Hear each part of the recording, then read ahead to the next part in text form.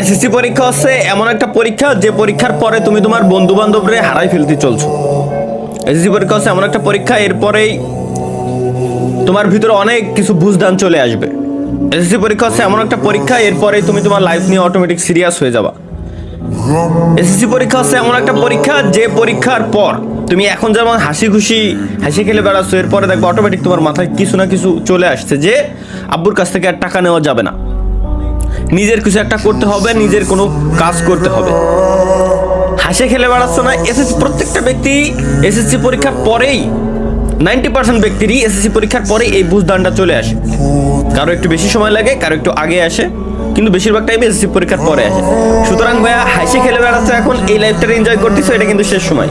পড়ালেখাটা ভালোভাবে করো, এই এসএসসি রেজাল্টের উপর ডিপেন্ড করে বাকি সব কিছু হয়।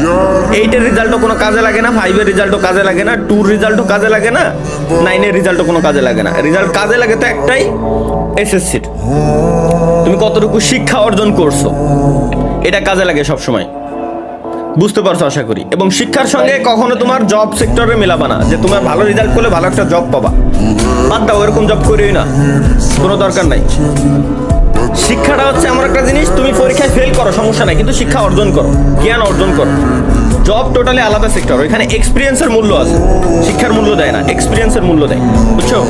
এই আমিও কিন্তু আমাদের অফিসে আমি যখন ইন্টারভিউ নেওয়ার সময় তার রেজাল্টটা দেখি, জাস্ট হচ্ছে রেজাল্টের উপর কি ডিপেন্ড করে, রেজাল্টের উপর ডিপেন্ড করে জাস্ট এতটুকুই যে সে কতটুকু শিক্ষিত এবং সে কেমন বুঝে, এইটুকুই, এছাড়া আর কিছুই না। আর কোন পর্যন্ত সে পড়ালেখা করছে, যখন সে দেখি যে বিএসসি কমপ্লিট করছে বা ডিপ্লোমা কমপ্লিট করছে বা এইচএসসি কমপ্লিট করছে, তখন বুঝে যায় যে মোটামুটি তার ভিতরে একটা বুঝদান আছে, তাকে আমরা ট্রেন করাইতে পারবো। বাট সে যদি এতটুকু শিক্ষিত না হয়, তাহলে আমরা তারে ওই ট্রেনটা করাইতে পারবো। দ্যাটস ওয়াই শিক্ষা অর্জন দরকার আছে। আচ্ছা।